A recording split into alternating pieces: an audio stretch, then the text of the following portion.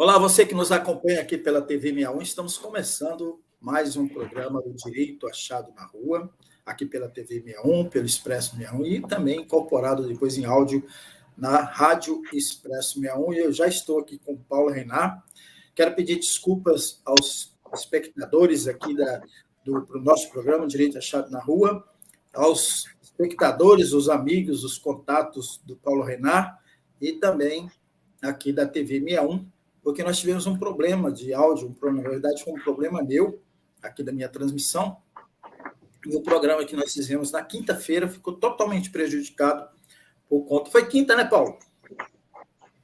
Foi na quinta-feira, isso. Exato, então ficou totalmente prejudicado por conta desse meu problema técnico aqui. Mas a gente combinou já de regravar, de retransmitir, porque nós estamos transmitindo ao vivo, aqui pela TV 61, pelo canal da TV 61 e também pela página do Expresso 61. Eu quero aqui trazer, falar aqui um pouco sobre o Paulo, né?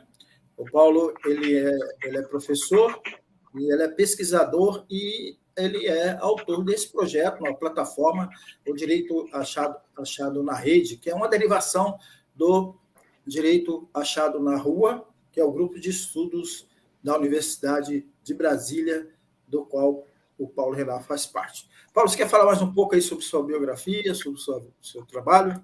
E aí depois a gente entra aqui no tema específico da nossa entrevista. Acho que para falar um pouco mais da minha biografia, né, eu tenho como alma mater, né, minha origem a Universidade de Brasília.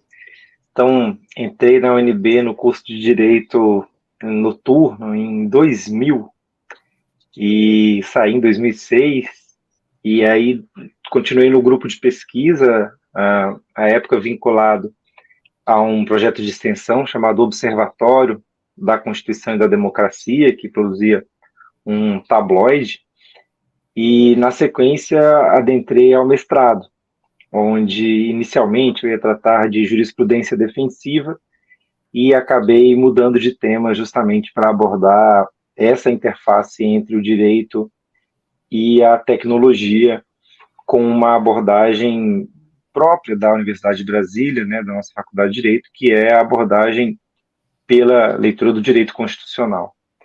E aí foi então que eu aprofundei, né, essa abordagem da escola, do direito achado na rua, vertida então para as questões tecnológicas, e veio a surgir então a ideia aí do direito achado na rede, que, enfim, recentemente eu pude aprofundar por conta da pandemia, né? Acho que ficou muito claro para todo mundo o quanto a internet, né, essa que eu chamo de hiperfície, né, essa superfície mais intensa de interação, passou a ser algo muito próprio da vida de todo mundo, e que deixa de ser uma coisa separada da nossa vida offline, né? Ficou muito evidente, eu acho, para muitas pessoas, o quanto essa camada virtual faz parte, ela tem uma troca, né, com a camada longe dos teclados. E aí, usando, né, da parceria, né, contando com a colaboração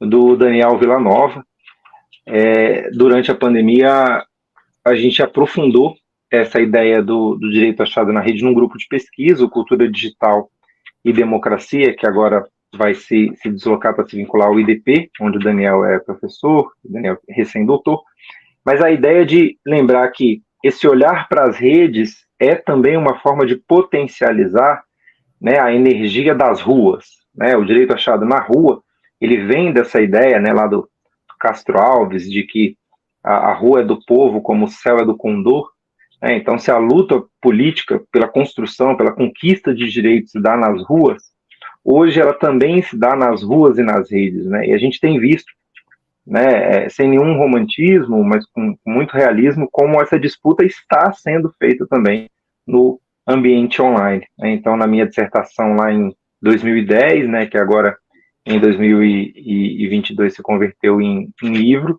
eu fazia essa abordagem de como a gente tem no ambiente online não exatamente um espaço, né, mas uma camada de significação para esse tipo de disputa, e que agora ficou muito claro para o Brasil inteiro, para o mundo inteiro, né, o quanto também a internet é um campo de batalha, né, de disputa de narrativas, de construção de significados, inclusive em relação a violações ou garantias de direitos. Você mencionou o seu livro trata justamente aí dessa questão. Tá aí? Tem aí? Vou mostrar para a gente? Aqui, ó. Olha que legal. Parece só um pouquinho que eu vou ampliar aqui, vou colocar você em solo. Aí o livro A Concepção do Marco Civil da Internet no Brasil, que, aliás, você menciona que escreveu em 2010, fez a pesquisa, você finalizou em 2010, e era o auge desse embate que acontecia no parlamento, né? Que foi a definição desse Marco Civil, né? Isso, ele tem uma história, né? Eu conto essa história em duas abordagens. Primeiro, o que eu chamo de pré-história do Marco Civil, que é a percepção de uma tendência bastante criminalizadora do nosso legislativo, em que os problemas são resolvidos com a previsão de mais tipos penais, né, de agravamento de penas já previstas. Isso é um padrão percebido na nossa experiência legislativa. E isso também eu percebi olhando os primeiros textos que tratavam de tecnologia, de internet no Brasil. E qual não foi minha surpresa, então, ao perceber que em 1991, o então senador Maurício Corrêa, que depois viria a ser até presidente, né, do Supremo Tribunal Federal, o Maurício Corrêa propôs um projeto de lei para criminalizar o mau uso de computadores e de tecnologia, e a proposta dele era dizer que era necessário que o Brasil se adiantasse a realidade, né, da existência dos computadores no Brasil, para já prever os crimes antes deles acontecerem. E essa toada foi mantida ao longo dos anos 90, inclusive com a junção de vários projetos de lei, até que se chegou no texto que foi conhecido como Lei de Cibercrimes, né, o PL de Cibercrimes, e que virou PL Azeredo, por conta da atuação do senador Eduardo Azeredo, quando o projeto foi da Câmara para o Senado. Tem ali os meandros, né, dessa tramitação legislativa, vários projetos de lei com essa mesma abordagem, que foram depois aglutinados nesse projeto de lei, e que em 2008, 2009, chegou ao auge com propostas absurdas do tipo que todas as interações pudessem ser mediadas por você, antes de fazer cadastro num e-mail, você fosse até o lugar fisicamente, apresentasse a sua identidade, e aí você poderia usar o sistema para poder garantir que fosse fácil identificar qualquer pessoa que cometesse qualquer tipo de ilegalidade. E outra proposta que previa que, se alguém comete um crime usando a rede da Claro, da TIM, ou enfim, de qualquer operadora, da Vivo, essa empresa ficaria responsável por identificar todas as ilegalidades e comunicar às autoridades do Estado.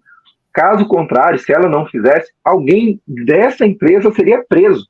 Uma responsabilidade penal objetiva, né? Uma pessoa que não tem dolo seria responsabilizada por mesmo que não tivesse culpa, ela seria presa. Isso gerou uma manifestação contrária dos veículos da imprensa, enfim, foi algo bastante atacado na época, mas acabou que o projeto foi aprovado no Senado com esse teor. E aí, então, o governo federal entrou na jogada a partir de uma sensibilização do governo federal por vários especialistas na questão de internet, num fórum sobre software livre lá em Porto Alegre. E aí o presidente Lula, então, mudou de ideia e falou para o ministro da Justiça na época, o Tarso Genro, falou: Tarso, né, eu vou me permitir imitar o presidente Lula, mas falou: Tarso, a gente não pode começar a regular a internet pela porta da cadeia. E, brincadeira à parte, essa mudança fez com que o governo federal passasse a construir direitos de quem usa a internet, né? Eu sou um fã da palavra internauta, né? Uma palavra que abarca homens, mulheres, não binários, e pessoas trans, né? Então internautas de toda a natureza passariam a ter previstos os seus direitos, as suas garantias na internet. Então foi com essa natureza que surgiu o Marco Civil da internet, para a gente começar não só numa linha de direito civil, né, estabelecendo quais são os nossos direitos, mas também numa linha de direito constitucional, no sentido de definir qual que é o papel do Estado no fomento da internet como uma tecnologia que não é só um grande mercadão, que não é só uma grande câmara de vigilância, ela é também um espaço social de desenvolvimento, né, das pessoas, das coletividades, das comunidades.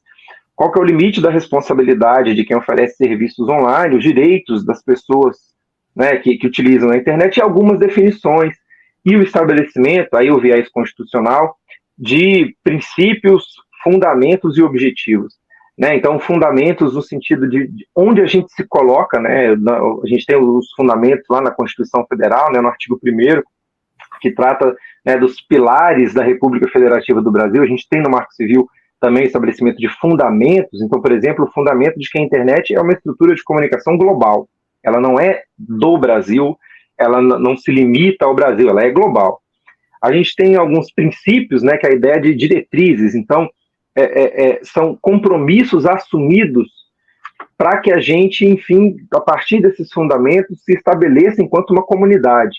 Então, o princípio da neutralidade de rede, né, de que o intermediário da infraestrutura, ele não vai condicionar o seu uso da internet. Né? Então, mesmo que você seja um cliente da Claro, você pode acessar o site da Vivo, da TIM, do Globo.com, da HBO, do Netflix, e não há uma interferência da infraestrutura no uso desse tipo de quaisquer tipos de serviços online.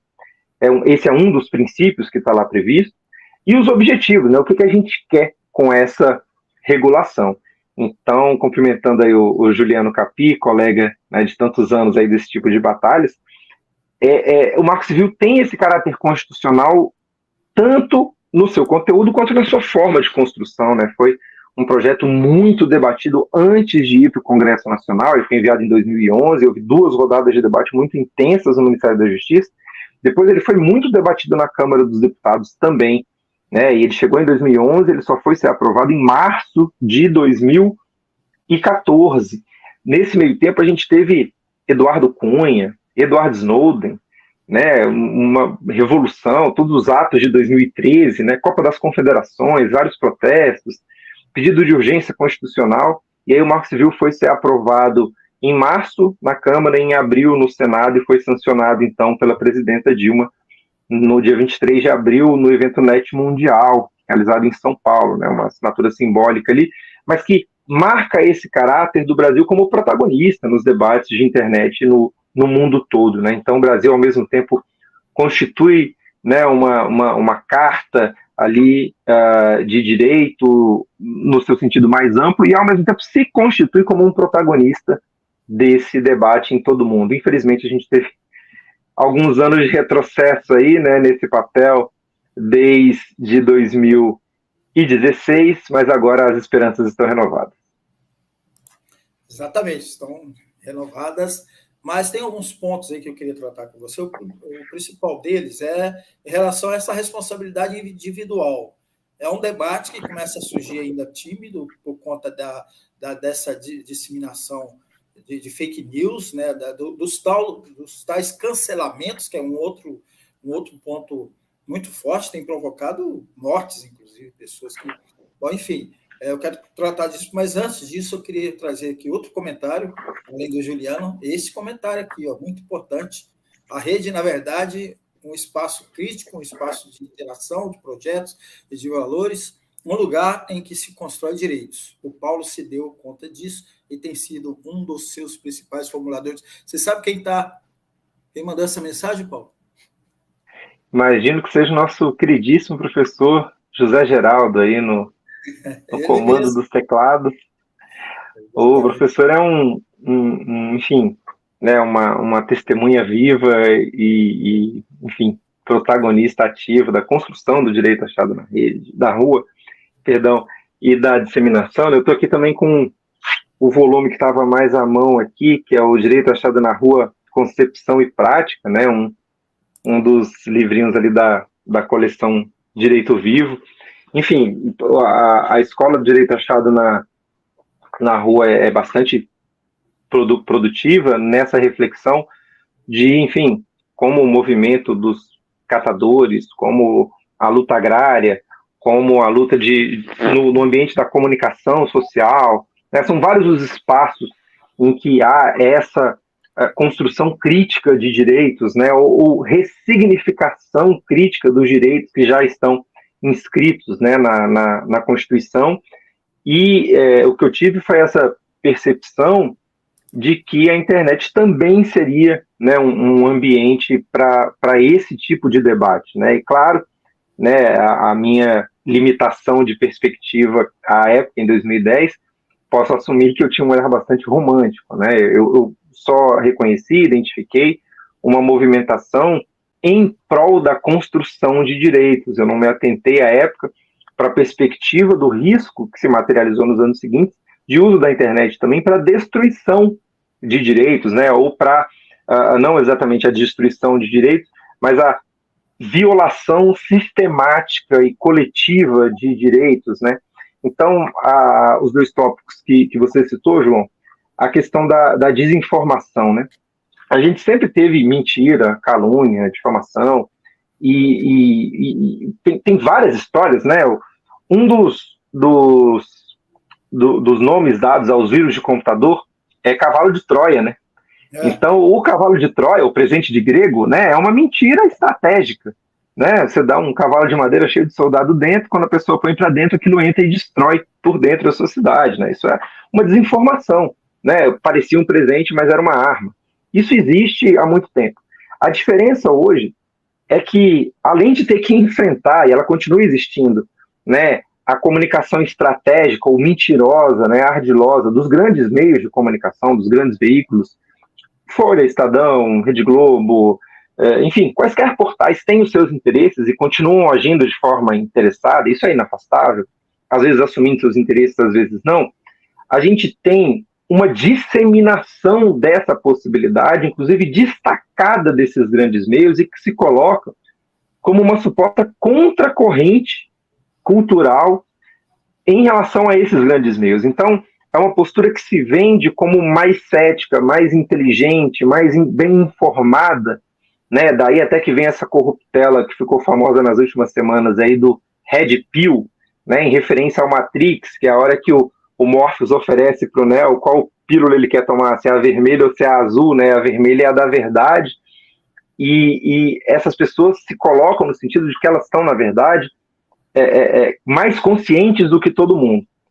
O que a gente tem são vários processos concorrentes e somados de desinformação que se avolumam na internet de uma certa perspectiva fora do controle que a comunicação de massa tradicional permite a quem detém o canal. Né? No caso da internet, os detentores dos canais até ganham dinheiro com a circulação da desinformação. Então, Facebook, YouTube, TikTok, Twitter, quando tem mais gente usando as redes, por mais tempo eles estão ganhando dinheiro porque eles veiculam publicidade. Então, a desinformação que gera engajamento para criticar, para manifestar mais raiva, mais descontentamento ou apoio àquela inverdade que está sendo divulgada, gera valor financeiro para essas empresas. Mas, independentemente dessa questão econômica, que é relevante, mas não é suficiente para explicar tudo, a gente tem esse descontrole, a gente não tem um gargalo. Se o Facebook hoje tentar eliminar toda a desinformação da sua rede, né, elimina um monte de canal, elimina um monte de perfil, eles pulam para outra rede, ou eles criam uma própria rede, porque a internet vai ter essa infraestrutura que permite, né, essa grande circulação de quaisquer informações, sejam elas verdadeiras ou não, sejam elas bem intencionadas ou mal intencionadas. Então, é um universo de uma maior liberdade por sua estrutura. Ele foi estruturado para funcionar assim desde o início, né? Uma das missões na construção da internet, né, ela tem vários aportes. Um desses aportes, não é o único, mas é um aporte militar, de tentar resistir a um ataque que destruísse uma base. né? Vamos imaginar, acho que todo mundo vai conseguir ver um quadrado com 5 bases, né? Uma base aqui no centro e 4 bases, uma em cada ponto. Se a base do centro é o único meio de comunicação e você destrói a base do centro, as outras bases não se comunicam. Mas se elas estão em rede e cada vértice se comunica com outros 2 vértices com a base no centro, se o centro é destruído, elas continuam se comunicando, né, de forma circular e infinita. Só o centro foi destruído, também uma das pontas foi destruída. A internet foi feita para dar essa redundância na comunicação, essa é a estrutura dela. Então, se você apaga um país da internet, se o Irã se desliga da internet, né, se um país qualquer, como a China, limita a comunicação de seus residentes, isso não atrapalha a comunicação dos demais nós da internet. Então, ela consegue manter a circulação da desinformação por conta da sua infraestrutura para o bem e para o mal. Né? Então, do mesmo jeito, a gente consegue também criticar governos. Né? Então, durante o governo Bolsonaro, independentemente de todas as iniciativas de monitoramento e de perseguição, as pessoas ainda assim conseguiam também se comunicar contra o governo. E, claro, a gente tem governos mais drásticos pelo mundo em que as pessoas também têm a necessidade de usar a internet para tentar construir a sua democracia, ou reconstruir a sua democracia, recuperar ou estabelecer direitos. A desinformação se vale dessa estrutura hoje de uma forma diferente. Né? Então, acho que as soluções buscadas também têm que ser diferentes. Não adianta você achar que você vai calar uma pessoa e isso encerra o processo desinformativo.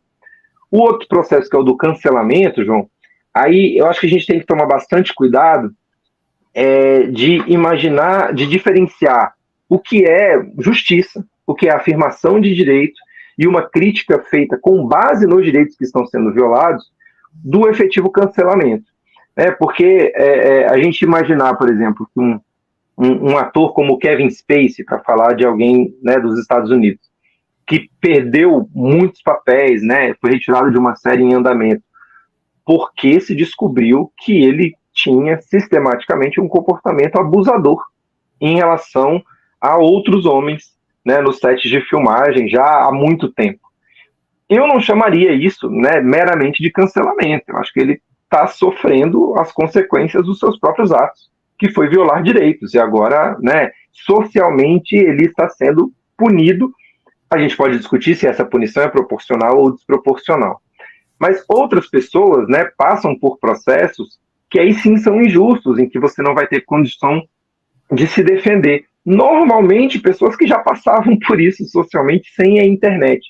Né? Então, quando você tem, eventualmente, uma mãe que vai ser achincalhada porque circulou uma imagem de um filho fazendo alguma coisa que as pessoas entendem que aquilo é inadequado, né? Sei lá, um filho comendo uma coisa que é de baixa qualidade nutritiva ou fazendo uma brincadeira qualquer, aí você tem a hiperresponsabilização da mãe com a invisibilização, novamente, do pai, que deveria também estar ali cuidando, ou dos demais integrantes da rede de cuidado, que deveriam estar prestando algum tipo de apoio, e essa pessoa sem condição de fazer frente à massa de pessoas, né, que vai se colocar contra aquele comportamento, aí ela vai ser achincalhada, né? E isso eu chamaria de cancelamento, mas acho que passado tanto tempo, né, a gente tem tido situações que merecem outros nomes, né, e que acho que cancelamento não dá conta do problema.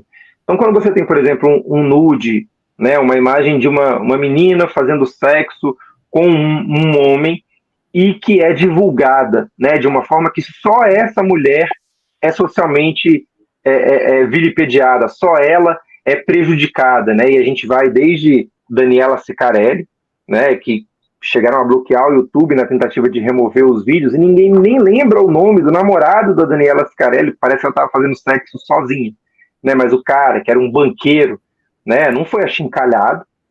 E a gente tem caso de adolescentes, né, ficou famosa aqui em Goiânia, próxima aqui a Brasília, que com o vazamento do vídeo dela fazendo sexo com um então namorado, a menina chegou ao autoextermínio. É uma situação em que, pela circulação do machismo, pela circulação, né, dessa misoginia, a gente teve um efeito deletério offline, né, a partir dessa circulação online.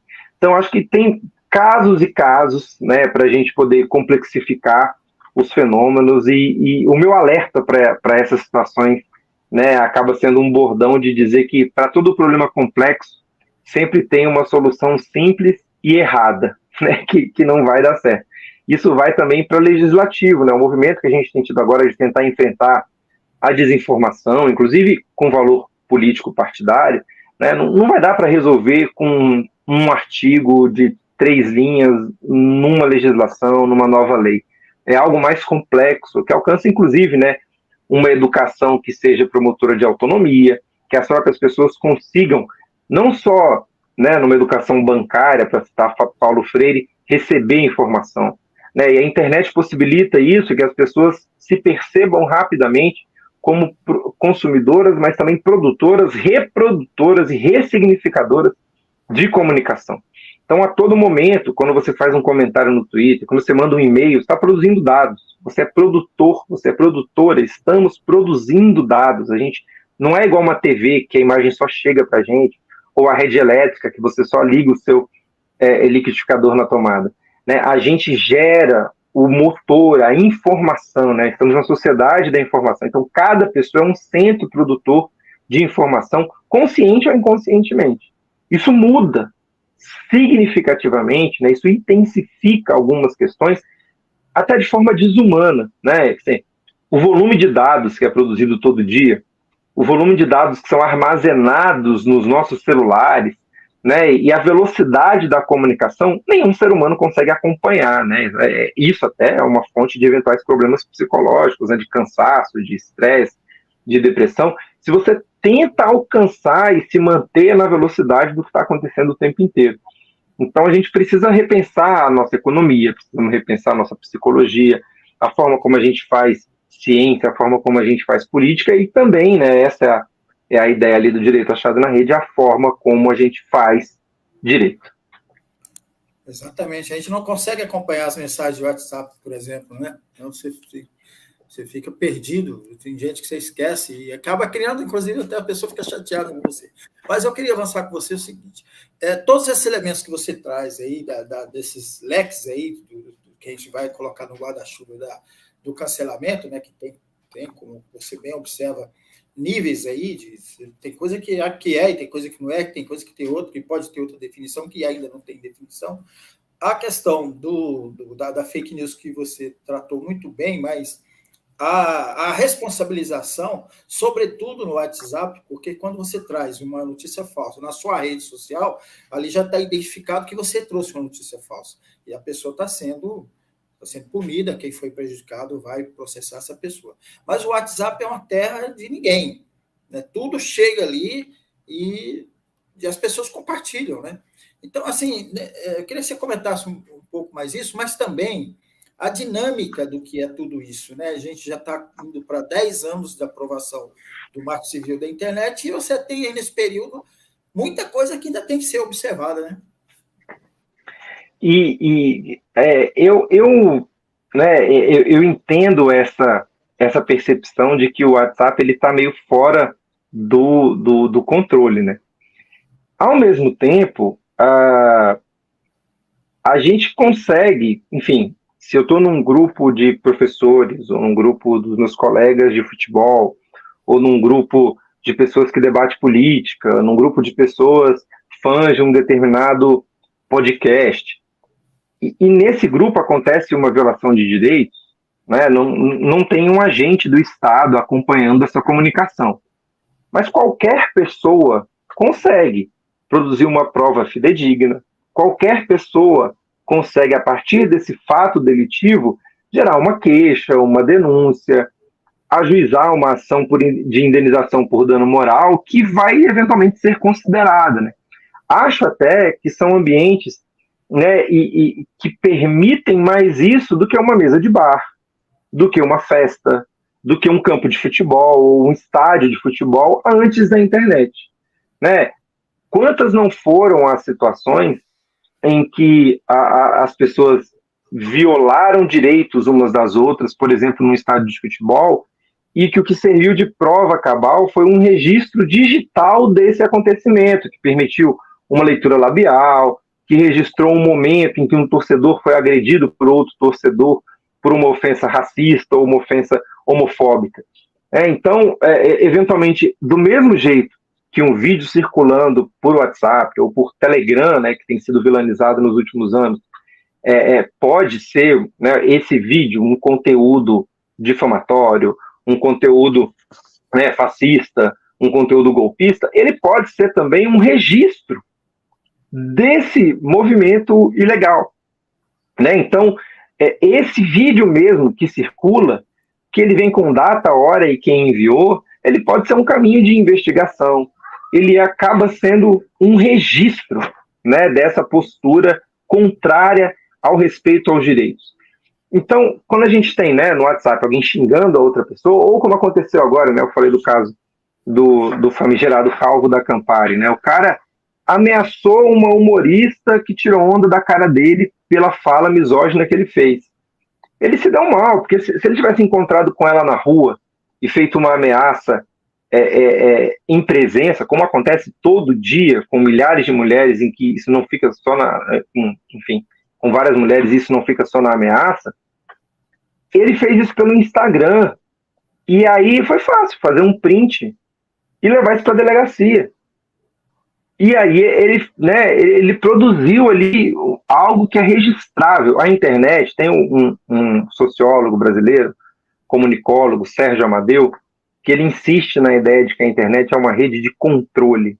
Isso porque, para o vídeo sair aqui do meu celular, chegar no meu modem, ir até, né, o YouTube e chegar para quem está nos assistindo, passando pelo StreamYard, chegar até o João e as reações dele em vídeo chegarem para mim, tudo isso demanda muito controle. Os dados têm que saber que eles vão sair da câmera do meu celular, para onde eles têm que ir e como eles têm que voltar. Numa velocidade, num passo, tudo é muito controlado e deixa vários registros ao longo do caminho, até para encontrar o melhor caminho. Então, há vários rastros do que é feito na internet, que permite uma responsabilização jurídica, né? Então, eu vejo com muito ceticismo as frases como, né, a internet é terra de ninguém, ou o WhatsApp é terra de ninguém. Eu prefiro a perspectiva de que é um espaço público, né? Ou ainda que seja, na verdade, um espaço privado. A gente está falando de empresas, né? Então, o WhatsApp é uma empresa privada que oferece um serviço privado, mas que tem uma utilidade pública, independentemente desse espaço ser sigiloso ou aberto para qualquer pessoa, né? A gente pode pensar em quantas movimentações de sindicatos, de organizações de mulheres agora para o 8 de março, de organização, né, não só de sindicatos de trabalhadores, mas, enfim, de empregados, né, mas de trabalhadores como entregadores que fazem as suas paralisações, né, dos trabalhadores de plataformas, enfim, de estudantes, de professores grevistas, de mobilizações de torcedores, né, que se organizam por WhatsApp, por Telegram, em busca, eventualmente, de direitos. Claro que também essa organização pode acontecer para a violação de direitos, né, e é isso que eu estou tentando abrir aqui essa perspectiva de que existe, sim, usos escusos, mas também existem usos escusos, e a gente já viu muitos, do aparato do Poder Judiciário, né? A gente está vendo a discussão no STF de como a polícia, né, realiza um racismo na hora de abordar as pessoas na rua. A gente vai dizer que a força policial não é terra de ninguém, né? Assim, a gente precisa da polícia para várias situações, mas a gente também tem que reconhecer que a polícia, em algumas situações, age de forma abusiva.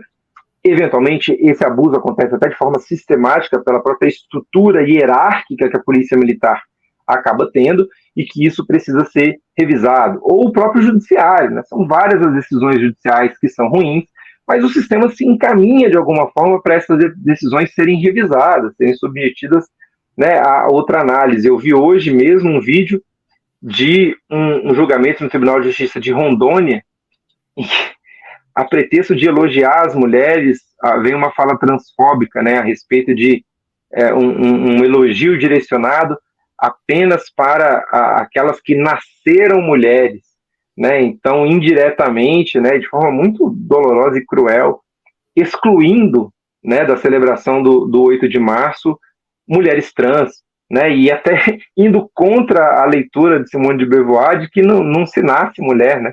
A ideia da construção do significado de mulher se dá durante a vida, com várias restrições e socialmente imposições sociais que vão limitando o que a mulher pode ou não pode fazer, e que é uma coisa que a gente tem que repensar. Mas, é uma proposta olhando para ele, né, Paulo? Porque se for assim, você também tem que ter a questão do homem trans, né? Então, assim, nasceu mulher. Sim, sim, pois essa pessoa que não quer ser identificada como mulher, nasceu mulher, mas não se identifica como mulher, tem o direito de ser identificada como homem ou como não binário. E, assim, é uma questão mínima de respeito, né, de valorização da individualidade daquela pessoa que está querendo só viver a própria vida, né? Ela não está exigindo que você também, nem que você mude a sua identidade de gênero, nem que você se relacione com ela afetivamente, né? Não é isso, não precisa achar que você vai ser objeto de desejo. Paulo, até um desabafo que eu vou dizer que eu não sei porque isso incomoda tanto esses conservadores, esses fascistas, esses ultra-reacionários, ultra-direita, eu não sei, assim, tem que alguém me explicar isso, o que incomoda isso. Existem, aí, né? Voltando a sua fala. Existem várias abordagens, né, para essa possibilidade desse incômodo, e a gente tem que ter o cuidado também de não incorrer numa falácia homofóbica, né, de dizer que essas pessoas só têm esse ódio porque são enrustidas, porque não necessariamente, né, em alguns casos até pode ser, mas isso não afasta, né, a possibilidade de a gente ter também pessoas homossexuais que são homofóbicas, racistas, machistas e etc. Mas o ponto é, até puxando por essa linha da diversidade, entender como a internet, ela facilita, de certa forma, escancara a nossa convivência com a diferença. E isso amplia a exigência pelo respeito, né, pela afirmação do direito à igualdade. Igualdade no sentido de a minha diferença, aquilo que eu tenho de diferente em relação a quaisquer outras pessoas, ser respeitado e que o Estado não seja indiferente a essa minha característica. Que o Estado, ao me promover o direito à moradia, ou o direito à alimentação saudável, ou o direito à educação, ou o direito ao trabalho, não finja que não está percebendo que uma determinada pessoa não tem a mesma mobilidade que outra, que uma determinada pessoa tem um gênero diferente, uma complexão física diferente, uma idade diferente.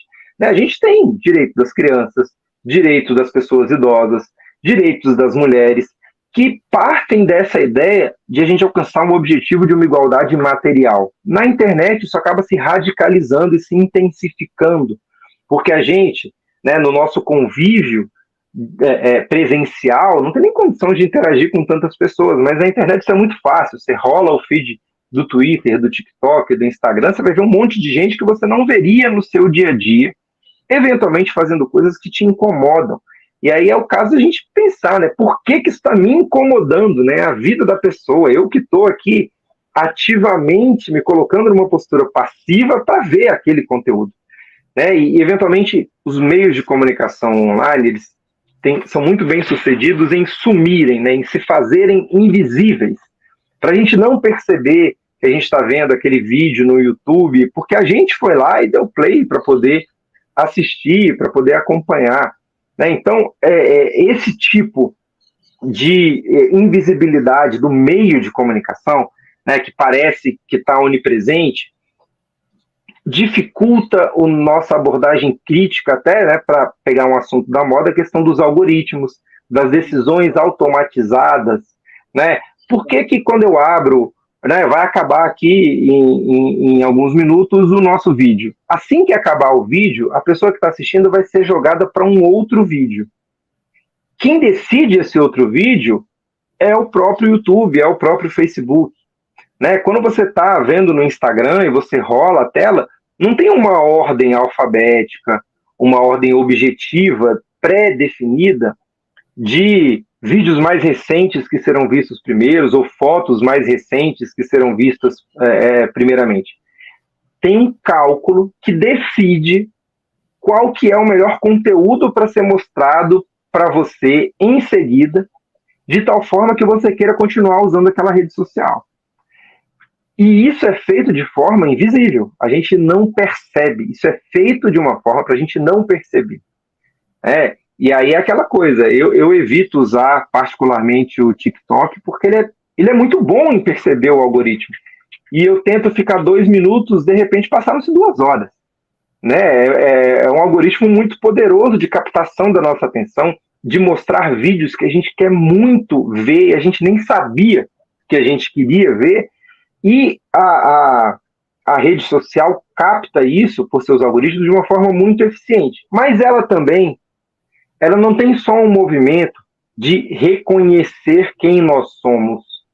Ela também tem o poder de manipular os nossos interesses, de construir uma estética desejável, de construir, né, elementos de interesse social. A gente tem tido problemas, né, da chamada dismorfia, né, pessoas que estão se vendo na tela do celular e que pretendem mudar a sua aparência porque preferiam ter aquela aparência de um filtro. E até tem questões assim, mesmo da física, né? A gente aprende na geografia, né, que aquele mapa cartográfico lá, ele não é o planeta, né? Ele tem distorções para poder ser uma representação 2D de um planeta que é tridimensional. Né? Me desculpem os terraplanistas, né? Mas no nosso planeta, né, quase esférico, né, o geóide, quando você coloca num espaço plano, né, pensa numa bola de futebol, que você tirasse os gombos e tentasse fazer um retângulo. Vai ficar distorcido, você vai distorcer para poder colocar num retângulo. A gente sofre essa distorção quando a gente está em frente ao celular. A captação da câmera do celular é diferente da imagem de um espelho. Ela tem um foco diferente, ela tem uma profundidade diferente. Né? Então, a forma como a gente se vê no celular é fisicamente, né, oticamente diferente de como a gente se vê no espelho.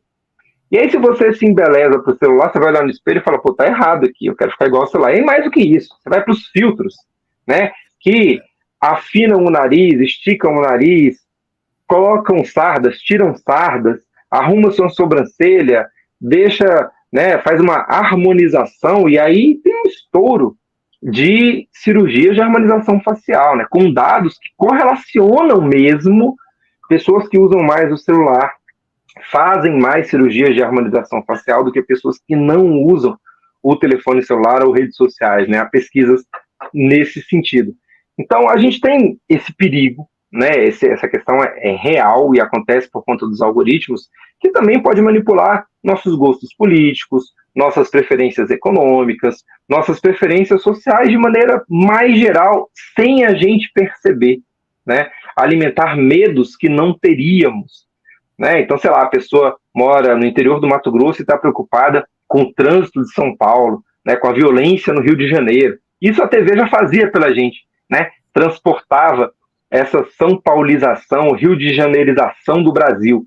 Né? Todo mundo preocupado com os problemas locais desses grandes centros e os problemas sérios das pequenas localidades, né, sumiam. Ninguém nem sabia. E agora isso fica potencializado, né, com as redes sociais, a possibilidade de você estar preocupado com coisas que não estão do seu lado. Mas, enfim, tudo isso para dizer que a internet, ela potencializa essas distorções de realidade, tanto no nível corporal, estético, quanto no nosso nível até ético, né, de sensibilização com relação às outras pessoas. Né? Ficar acompanhando todo dia a quantidade de pessoas que morriam de Covid não aumentava a nossa sensibilidade com relação ao falecimento de cada uma dessas pessoas, né? Pelo contrário, foi gerando, né, um certo torpor, um certo anestesiamento da nossa sensação. Ao mesmo tempo, as pessoas fizeram, né, museus, memoriais virtuais para poder lembrar o nome de cada uma das pessoas e contar as histórias delas. Né? Então a gente precisa mudar a postura para poder reagir a esses novos problemas. Muito bom, Paulo. Eu queria só, para uma última questão que você abordar, já que a gente está falando de direito à chave da rede, é a questão do acesso. Né? A pandemia mostrou que você tinha ali uma diferença de classe muito, muito forte, né? Porque você tinha quem tinha acesso ao computador e você tinha quem não tinha acesso ao computador, que era um percentual muito grande que ele também, que você trouxesse esses dados, se você tiver. Não, posso fazer até um relato pessoal, né? Eu, como na condição de professor, né, dando aula, e fui pego de surpresa ali no dia 11 de março de 2020, né, com um decreto do governador Ibanez, né, declarando a obrigatoriedade do isolamento em função da pandemia. A pandemia foi declarada pela OMS no dia 11, aí a gente foi para o primeiro horário de aula, voltou no intervalo, a notícia era o decreto do governador, aí fomos para o segundo horário de aula, deu até uma aula de direito constitucional, e o debate foi todo em torno da constitucionalidade do decreto, e ao final da aula a gente foi comunicado pela instituição que não teria aula no dia seguinte, né? Então foram 3 momentos assim sucessivos de mudança muito radical, e uma semana depois a gente voltou até a aula, né? Já no dia 19 de março a gente estava tendo aula online, e as pessoas não estavam tão acostumadas a terem aula por meio da internet, nas suas próprias casas, né? Então, assim, aqui em casa eu tenho um lugar preparado, né? Tem quadro, placas e livros, um ambiente feito para isso, mas eu não poderia exigir de estudantes, né, que o seu ambiente também estivesse preparado, porque eles não estavam sendo remunerados para isso, muito pelo contrário, eles estavam pagando, né? E aí as pessoas podem ter que dividir quarto, podem ter que dividir, às vezes não tem escritório, quando tem que dividir, né? Tá num ambiente que ela não pode falar, porque tem outras pessoas e ela vai atrapalhar, né? Aqui mesmo, minha esposa compartilha o escritório, agora ela não pode usar o teclado dela aqui, porque ele é meio barulhento, e aí vai me atrapalhar. Mas nem todo mundo tem essa condição de fazer essas escolhas, de fazer essas limitações. E isso atrapalhou, como você falou, quem tinha, né, um celular e um computador, 2 computadores, uma rede boa, uma câmera boa, saía na frente. Na sala de aula presencial, independentemente de você ir de motorista, na sua Mercedes, de helicóptero, de motoboy, de Uber a pé ou de ônibus, na sala de aula, tem um nivelamento de condições de aprendizado, né? Tá todo mundo sob a mesma luz, né? Com a mesma condição de temperatura, às vezes até gera um problema no ar-condicionado, né? Mas estamos na mesma temperatura, o professor está falando e está todo mundo ouvindo do mesmo jeito, com a distância ali de 20 metros dentro da sala de aula, mas não tem, professor, não estou te ouvindo porque minha caixa de som está ruim, ou eu não consigo falar porque o meu microfone é ruim, a minha internet é ruim, né? A minha tela é pequena. Essa distinção tecnológica aumentou a desigualdade entre as pessoas que estavam estudando. E aí eu estou falando dentro de uma sala de aula, mas você pode pensar numa escola, você pode pensar entre as universidades, entre as instituições privadas que tinham mais condições, rapidamente contrataram serviços e voltaram até aula, instituições públicas que têm um outro processo de contratação, ou instituições pequenas com menos recursos não tiveram condição de fazer, né, de tomar essas mesmas medidas. E a gente vai para empresas, né? Quantas empresas não quebraram por dificuldade de remodelar o seu negócio para fazer venda de produto ou prestação de serviço a partir do ambiente online, né? Restaurantes que não tinham como estrutura para fazer entrega e não tinham como concorrer com outros restaurantes que podiam fazer promoção para poder serem mais conhecidos e acabaram quebrando, né? Então, locais que dependiam da presença das pessoas, né? Então, a gente teve, e no meio disso tudo, uma falta de apoio do poder público, né? Acho que essa é uma grande questão. O problema existiu, né? O papel que o Estado assumiu é que não foi de dar esse suporte, de não entender até que a tecnologia poderia ser um caminho para ajudar a promover esses direitos, por exemplo, educacionais.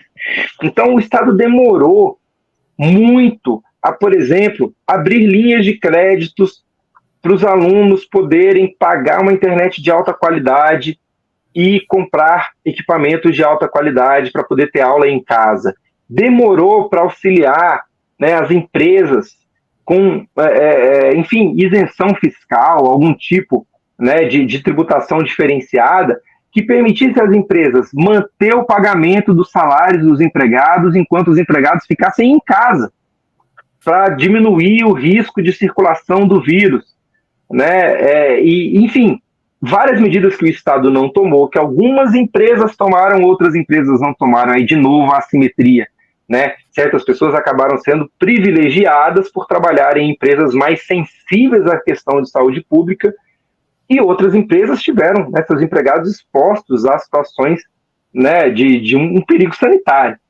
E aí, quem vai trabalhar 1 dia, 2 dias, 3 meses com medo de se contaminar num ônibus lotado, né, num ambiente de trabalho mal refrigerado, essa pessoa não fica bem da cabeça, né, e não deu tempo ainda de a gente analisar todos os efeitos disso sobre os nossos corpos, sobre a nossa mente, né. Quem tem condição está indo ao psiquiatra. Eu passei a fazer a consulta psicológica online, por exemplo, tenho condição de comprar remédio, mas tem gente que não tem. Isso dispara índices de violência doméstica, isso dispara índices de evasão escolar, né? Então a gente tem vários problemas sociais decorrentes da forma ruim com a qual o Brasil lidou com a pandemia. Exatamente, Paulo. Quero pedir a você que está nos acompanhando, a gente está aqui com audiência boa, que se inscreva aqui no canal, na TV 61, dá o joinha, compartilhe essa entrevista e vou pedir para o Paulo fazer suas considerações finais. João, quero primeiramente agradecer aí, é uma oportunidade ímpar, né, a gente poder ter tido 2 horas de conversa nessa semana, né, uma que infelizmente ficou prejudicada pelo aspecto técnico, mas que também foi muito satisfatória, e essa segunda conversa agora aqui, nessa tarde de sábado, e que, enfim, ficando gravada, né, pode ser amplamente divulgada, e que é um grande orgulho eu poder, de alguma forma, fazer parte desse fluxo de tantas pessoas que já contribuíram para a ideia, né, do direito achado na rua, né? Essa concepção do direito achado na rede vem, né, de 2008, quando eu entro aí no meu mestrado, né, e que dialoga com essa valorização da abertura para o pluralismo dos sentidos, né, que circulam para além da institucionalidade do Estado. Então, quando eu olho para a internet, né, eu estou vendo hoje esse pôr do sol duplo, né, em que a gente tem uma emergência de um novo espaço público, plural, convergente, concomitante e alternativo, que se soma ao espaço das ruas, né? Então a gente tem as ruas e as redes. Então, né, a gente tem um fractal, né, que é perdido na institucionalidade analógica, que não tem capacidade de tematizar como que fica a nova dimensão da liberdade, da igualdade e da fraternidade, né, diante dessa reviravolta que é a cultura digital na sociedade da informação. Então a gente tem uma reconfiguração do espaço democrático que chama as pessoas para a ação cívica, para as lutas interpretativas, e a gente poder construir o direito com uma nova gramática social, novos jogos de linguagem que estão aí. A gente não tem como fugir deles. Então, né, a gente teve uma reflexão nova sobre os nossos corpos durante a pandemia, né, e aí a oportunidade de comunicação tem essa força tecnológica, quase mística, de romper essa barreira da ação presencial, né, e desbravar a fronteira. A gente está aqui conversando online sem estar no mesmo lugar.